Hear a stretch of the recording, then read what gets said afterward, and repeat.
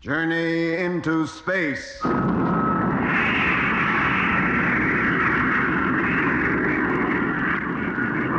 BBC presents Jet Morgan in Operation Lunar. Jet Morgan, Steve Mitchell, Doc Matthews, and Lemmy Barnett are on their way to the moon. Shortly after takeoff, they lost contact with Earth and didn't regain it for 27 hours. Then, nearly 2 days later, a small meteor struck the ship, and Jet Morgan, after putting on his spacesuit, went out through the airlock to inspect the damage. Fortunately, it was slight, but Jet was so awed by the sight of the universe around him that he asked Mitch and Lemmy to join him. Lemmy, impressed by the novelty of being able to walk right round the ship's exterior, wandered to the other side and out of sight of his companions. And then, strange sounds were heard over his radio. Immediately, Lemmy began to call to Jet and Mitch, but they didn't hear him. Then, as something like near panic took hold of Lemmy, Jet! Jet! the sound stopped, and Jet heard him. I heard it, I tell you. The same kind of music we heard when I got the radio working, only this time it was much louder, like it was right inside me helmet. It was uncanny. Lemmy, if there had been any music, it must have been coming through your radio, and we'd have heard it too. But there was, I tell you. I was calling you when it first came on, but you didn't hear me till it stopped. Lemmy, lie on your bunk. You don't believe me, do you?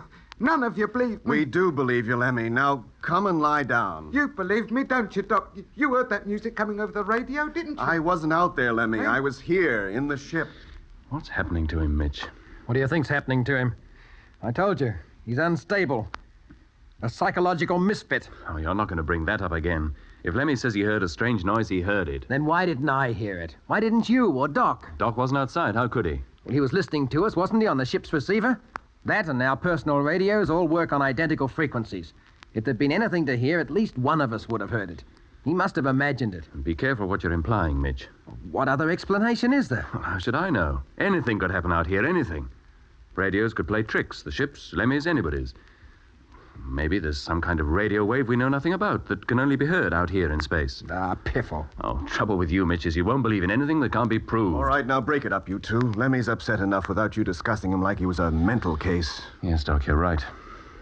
Trouble with this ship is room's so limited you can hardly keep your thoughts to yourself. Room or no room, Lemmy has still got to be discussed. What do you think about this, Doc? I don't know what to think, Jet.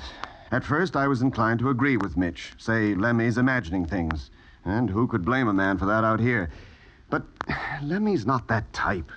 Besides, he says the sound was the same as we all heard just before we contacted base, remember? Yes, almost like music. Atmospherics. What, on this equipment? It wasn't atmospherics, Mitch.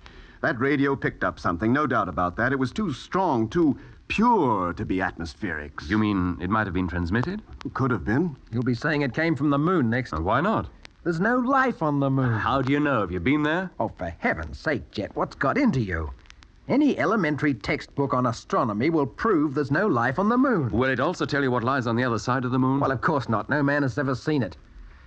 But how can it be any different from this side? It must be much the same. But you can't prove it, Mitch. And you can't explain the behavior of the radio. Being out of action for so long, then picking up those weird sounds just before control came through. Are you two trying to say that there's life, civilizations maybe, on other planets, even on the moon? We're not saying there is or there isn't. But you can't rule out the possibility. I can. I'll believe it when and if I see it. Until then, I'll be guided by the known facts. That life on any planet other than Earth is most unlikely. Why should the Earth be singled out? Why should such an infinitesimally small part of the universe be unique? For the same reason that you are unique. You are 5'9" tall, weigh 180 pounds, have gray eyes, and were born on the day you were, at the hour you were. You, everything about you, is a lucky combination of circumstances. I can't agree. Whether you agree or not is beside the point. Look, the question in hand at the moment is Lemmy. What are we going to do about him? What can we do? Oh, I can hear you. Well, for a start, we'll have to make a rule that he doesn't go outside the ship again. Well, there'll be no need for anyone to go outside again. The chances of another meteor hitting us are 1,000,000 to 1 against. I don't mean while we're still coasting. I mean from now on, even after we've touched down on the moon. What? You mean you'd let him go all that way and then deny him the right even to step outside? Yes, unless I can be 100% sure we won't get a repeat performance of what happened half an hour ago. I won't do it to him. Neither will I. But I tell you, Lemmy's unstable. I can still hear you. Anything might happen to him. He'll be seeing moon men next with one eye in the middle of their foreheads. Look, Mitch, you're being unreasonable. More than unreasonable. I just want to be sure that nothing wrecks this project. That's more important to you than anything. Or anyone, isn't it? You're darn right it is. Sorry, Mitch, but Lemmy carries on as was arranged. What happened outside is going to make no difference. All right. I'll consider myself overruled. If I listen to you two much longer, I'll think you've all gone crazy. Let's hope I never have to say I told you so. You won't. I'll guarantee it. 22nd October, 1965. It is now 3 Earth days, 7 hours, and 6 minutes since takeoff. The ship has now settled down to a regular routine. Lemmy seems to have fully recovered from whatever it was that scared him outside the ship, and now nobody even mentions it, though it's obviously preying on the minds of us all. Radio contact with Earth is clear and suffers from no interruption. There isn't much to do now. Every man takes his watch. Lemmy plays his mouth organ, Mitch studies his tables, Jet reads his book, and I keep this diary. Our speed is now very slow, not more than 50 miles an hour, and dropping every second. Soon the most exciting, the most dangerous part of our journey will be on us. Lemmy, Yes, Jet? stop that racket and listen, will you? Yes, Jet. Everybody listen. We've now passed neutral gravitational point. The Earth no longer affects us. The moon has taken over and is pulling us down towards its surface. It's only 23,000 miles away now, and the time has come to turn the ship over. Switch on the stern televiewer, Lemmy. Let's take a look at the Earth. Televiewer, stern view, on. Hey, is that the Earth? That little thing? Oh, they call it little, Doc. It fills the whole screen. Stand by. Okay, Mitch?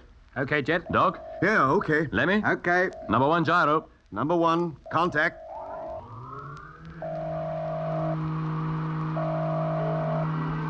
Watch the screen, Lemmy. Nothing happening yet. Oh, yes, now it is. Earth moving off screen. 1 degree, 2 degrees, 3 degrees, 4 degrees.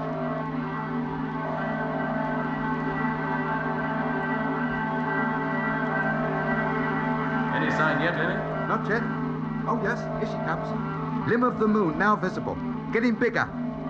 Blimey, the mountains and craters are as clear as anything. Well, never mind that. Keep your mind on the job.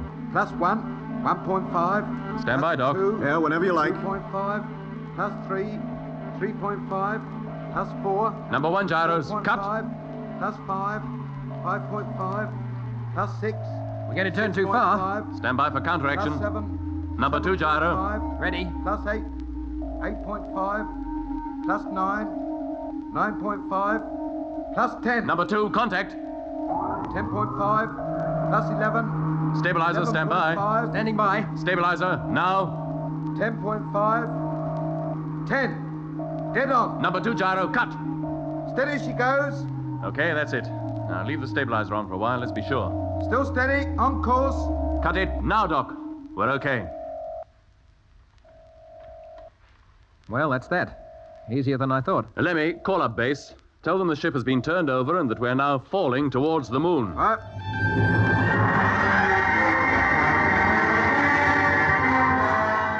How far now, Jet? 1,000 miles. Getting close? Yes, very close, Mitch. Now, it's about time we began preparing for landing. Everybody onto your couches and strap yourselves in. Sure Yeah, thing, Jet. we're still dead on course. If there is a man on the moon, he's going to get a very big surprise soon. Landing area, spot on. Let's hope we don't hit her too hard. Yep, safety straps fastened. Me too. Safety straps okay. Then position your control panels. Number 1 panel in position. Number 2. Number 3. 4, okay. Mitch, stabilizer. Stabilizer ready. Contact. Lemmy, course. Spot on. Doc, height. 930 miles. Shock absorbers ready. Yes, Jet. Let's hope they stand the concussion. They will. Contact. 910 miles. Still some way to fall yet. Now, let's all relax. Gravity conditions will return as soon as the motor is cut in. Now, don't let the shock take you by surprise. 900. Blimey, and it's jagged. We got to land on that lot? No, Lemmy, they're the mountains that surround the bay. Where we're landing is much smoother. Better be. Height, 895. Landing area, still spot on. 890. Nearly there. Hope somebody's got the kettle on down there. I could just do with a cup. Here, what's that? What's what? Quiet, Lemmy. 880. But I can What is hear. it, Lemmy? 875. Nothing, Jet. It's the excitement. Lemmy, what's wrong? Nothing, I'll tell you. Take no note. 870. Stand by. I'm going to cut in the motor. Landing area spot on. Let me pull yourself together. 865. 860. 855. 850. Contact.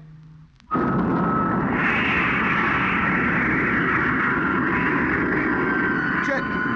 Lemmy, watch the screen for heaven's sake. 845. Landing area, okay. 840. 835. 830. 825.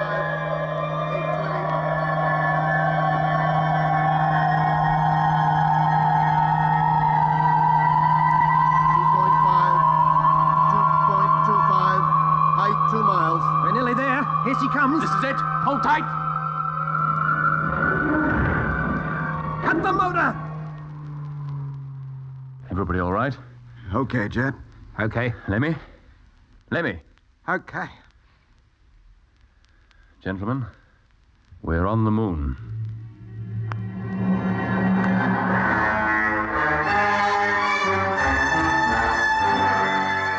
Didn't you hear what Jet said? We've just landed on the moon. Doc, Lemmy. I heard him. Yeah, so did I. Doesn't that mean anything to you? Well, the way you're carrying on, he might have just announced your death sentence. Maybe he has. What's up, Doc? And Lemmy, what's worrying you? Nothing. Now out with it, Lemmy. You didn't hear that music again, did you? Leave me alone. Would you keep getting at me all the time? You did hear it, or at least you think you did. Am I right? Am I? Leave him alone, Mitch. In a minute you'll be saying you heard the darn music, too. I'm not so sure that I didn't. What? You, Doc? I can't explain it, but just before the motor was switched on, I began to feel very strange. A sense of foreboding. With landing only a few minutes away, how else would you feel? No, it wasn't that. I didn't exactly hear anything, but... I know, you just felt it. Yes. Yes, that's the only way I can explain it. Well, now you're both beginning to imagine things. Mitch, it was not imagination. Well, look, let's forget it for now. We've got work to do and little time in which to do it. Now, get up and we'll start. Right, Yes, well, of all course, right. We yeah. put our magnetized boots on? No, Lemmy, we won't need those till we return. Now, switch on the main teleview and we'll see what it looks like outside. Televiewer on. Can't see a thing. Rotate the camera full circle. Camera rotating. Oh, still nothing. If anything, that screen's getting darker. No sign of a picture. The camera's pointing towards the night side of the moon, and the sun's hardly rising yet. We can't expect anything on the screen. Not even the stars? Oh, we should see those, I must admit. Let's wait a bit. Wait till she's turned 180 degrees and begins to pick up the day side. Yeah, here she comes. Getting brighter. But still no picture. It's like the lens is fogged over. What are we worrying about? It's dust. Dust? Oh, of course! The moon's surface is covered with it. Volcanic ash, meteoric dust. The blast from our motor when we landed must have caused a regular dust storm. We came down right in the middle of it. We won't see a thing till it's settled again. Oh, you know, for a minute it had me scared. I thought the televiewer had packed in like the radio did. Me too. Well, while we're waiting, we'll get ready to go outside. Yes, And sure. not you, Lemmy. Eh? Somebody has to stay behind. Oh. We can't all go outside at once. Oh. For a minute, I thought... Oh, you- don't worry. Next time out, somebody else will take a turn of staying behind. Well, that's fair enough. Now, call up control. Yes, Jet. Mitch, Doc, get your suits on. Yeah, sure, okay, Jet. Hello, Earth. Rocket ship Lunar calling control. Come in, please. Hello, Lunar. Earth calling. Go ahead. Stand by. I've got him, Jet. Hello, Earth. This is Jet Morgan. You can tell the world that rocket ship Lunar has landed. She touched down in the Bay of Rainbows less than 5 minutes ago. No need to tell them, Jet. They just heard you announce it. Every major city on Earth is hooked up to your ship via radio. London, Sydney, Paris, Berlin, New York are hanging on to your every word. Blimey, now be careful what you say, Jet. The whole world is listening. How was the landing? Fine, came off beautifully. We hit the target area right smack in the middle. Was the trip a comfortable one, or was it unpleasant? A bit cramped, but otherwise very comfortable. The televiewer screen's clearing. It's almost time for us to go outside. I'll arrange for our personal radios to be fed into the ship's transmitter so you'll be able to hear us talking. And now, if you'll excuse me. Certainly.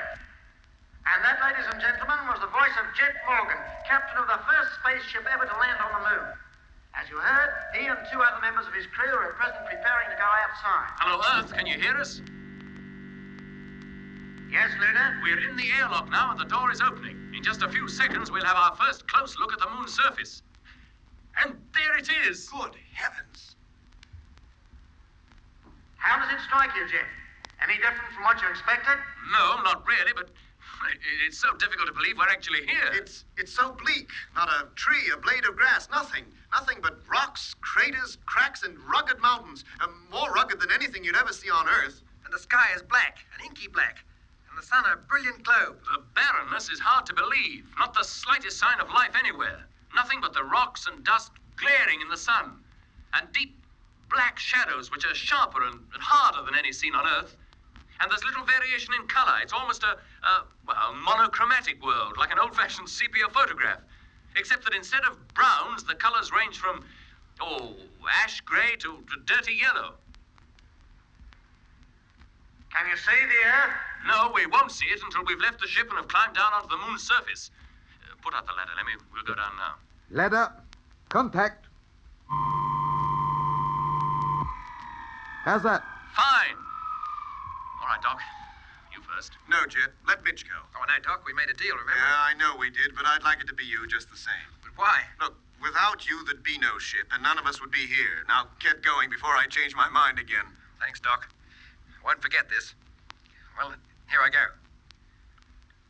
Oh, I feel so light and the going's so easy, I want to let go and float down. No, Mitch. Don't take any risks. Take it easy. Well, I made it. How's it feel?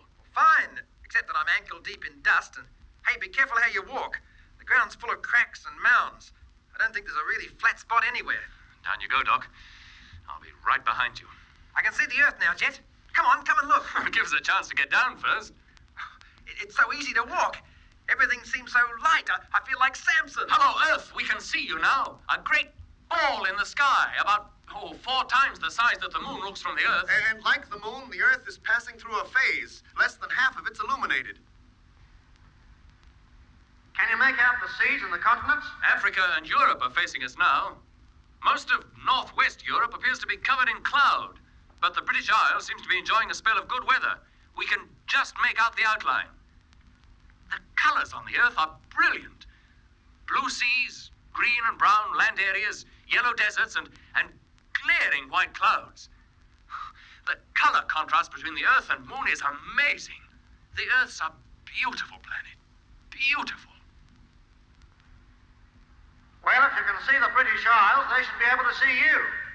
It's early evening in London. The moon is high in the sky. Would you like to talk to them? Yes, very much. Very well. But before we go over, I'd better explain to our listeners that delay in replies between the moon and the Earth is due to the moon's distance from us, the time taken for radio waves to travel that distance. And now, over to London. Hello, Lunar. London calling. Hello, London. Congratulations, Captain Morgan, to you and your crew on your wonderful achievement. Thank you. Hearing you talk to us and seeing the part of the world where you are situated looking so minute gives us a dreadful feeling of isolation, of utter loneliness. Then there is absolutely no life on the moon? Not that we've found as yet. No unicorns or dragons or men with antennae sticking out of their foreheads? We haven't noticed any. Supposing you met one, Jet, what would you do? Run for it. How's London? You'd hardly recognize it. Traffic is virtually at a standstill. Everybody who's not at home is crowding into radio shops or gathering round the street amplifiers to listen to this broadcast. I never thought we'd stop the roar of London's traffic, not from 250,000 miles distance.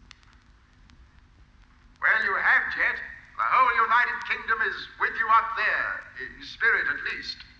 And hundreds of people would like to be up there in fact, too. The telephone lines are jammed with callers trying to book seats for the next trip. What are the chances of that, Jet? How long before there'll be a regular passenger service to the moon? Well, Mitch is more qualified to answer that question than me. What do you think, Mitch? Oh, not for a long time. We'd have to make the moon habitable first, and it's anything but that right now. Is that the ultimate aim of this trip? To make the moon habitable for human beings? Well, in so much as a spaceway station on the moon will help us reach the other planets, yes. But it will be no more than a stepping-off point to Mars or Venus. Colonization of the moon will be the task of our children or our grandchildren. Thank you, Mr. Mitchell. I hope anybody else who was thinking of telephoning us took that in. Well, we mustn't keep you because we know you have a lot to do. Yes, we have to unload our instruments and our cameras, and that'll take some time. And we can't stay outside too long. Well, before you leave us, would you mind telling us exactly what your work on the moon will entail? We'll be taking lots of photographs of the Earth, the Sun, the sky, and the moon's surface. We'll also explore as much as possible of the terrain, at least to the limit of our visible horizon, which is about 2 miles. Even that is probably more than we can manage in one day. 1 day? Is that all the time you'll be spending up there? 1 lunar day. And that's equivalent to 2 weeks back home. We plan to return to Earth just before lunar nightfall. I see. Well, we have lots of messages here for you from all over the world. Can you take them? I'll take them, Jet, while I'm sitting in here. Might be one from Becky. All right, Lemmy, go ahead. Disconnect us from the main transmitter, but keep the intercom open. Intercom, over. Test, please. Hello, 1, 2, 3, 4. Okay. And if you see any dragons, give a yell. I'll hear you. I won't be able to help you, but I'll hear you. Hello, Earth. Ready to take your messages. Over. Hello, Lunar. Here's the first one from Downing Street. It reads, "To Captain Morgan and crew aboard rocket ship Lunar, your great achievement has inspired us all."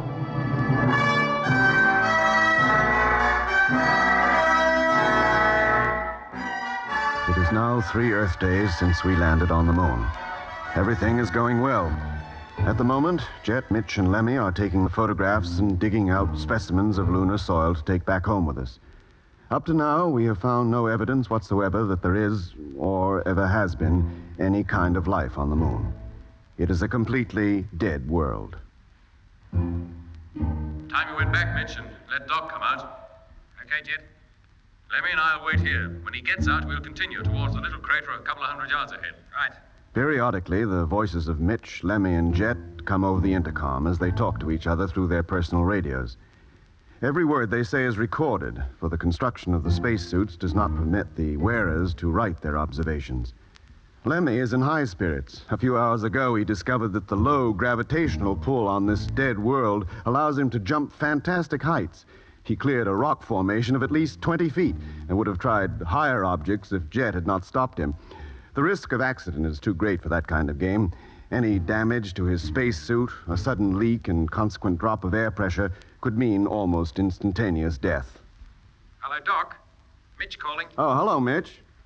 Close the door and open up the airlock. I'm coming in. Here, hang on a minute. Main door closing.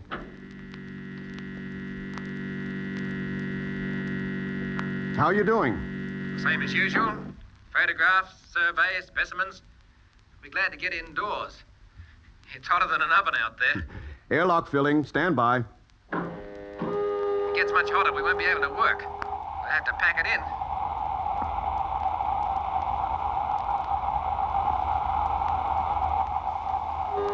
Air pressure maximum. You can remove your helmet now. Thanks, Doc. Hatch opening.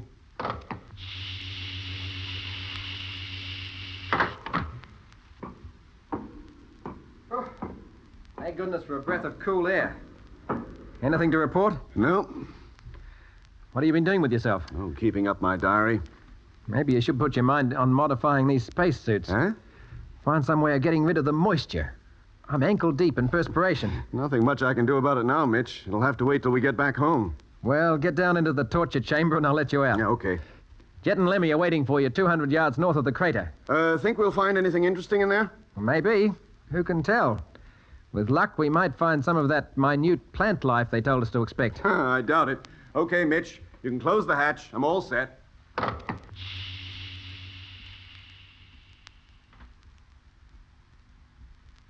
comes the doc now, Jet. He took his time, didn't he? Hello, Doc. Ready for another digging session? Oh, is that what it's going to be? We'll take a few photographs of the crater first. Then, if we can, climb down into it and see what the floor's made of. Right. Pick up those tools, Lemmy. What? I'll take the camera. Doc, can you manage the surveying tackle? I can up here. Back on Earth, it would take 3 men my size just to lift it. Well, let's get going. We'll spend a couple of hours there and then go back to the ship for a meal. What? Hey! Hey, listen. Wait a minute. What is it, Lemmy? That music. It's here again. Steady, Lemmy. Good gracious. What is it, Jet? I don't know. Stand still, listen. You can hear it? I'm not sure. I can't exactly hear it. It was like, well, I don't know how to explain it.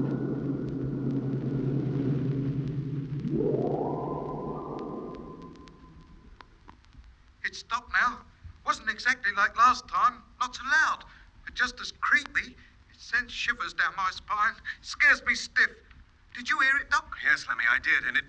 Jet, the crater! Look, quick! What is it, Doc? Didn't you see it? Something moved in there, I swear it did. Something moved? Yes. Impossible.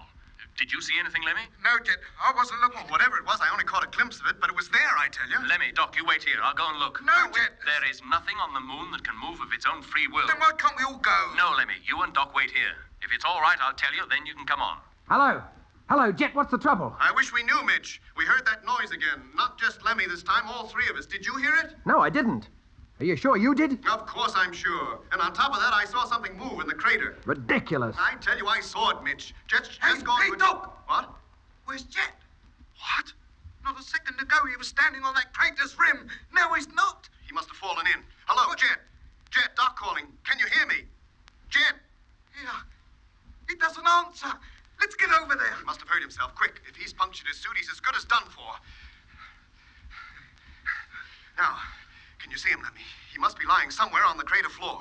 No, Doc. There's no sign of him. The crater's empty.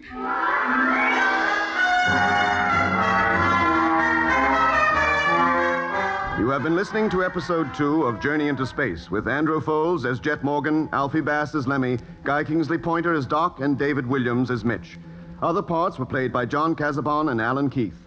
The orchestra was conducted by Van Phillips, who also composed the music. Journey into Space was written and produced for the BBC by Charles Chilton.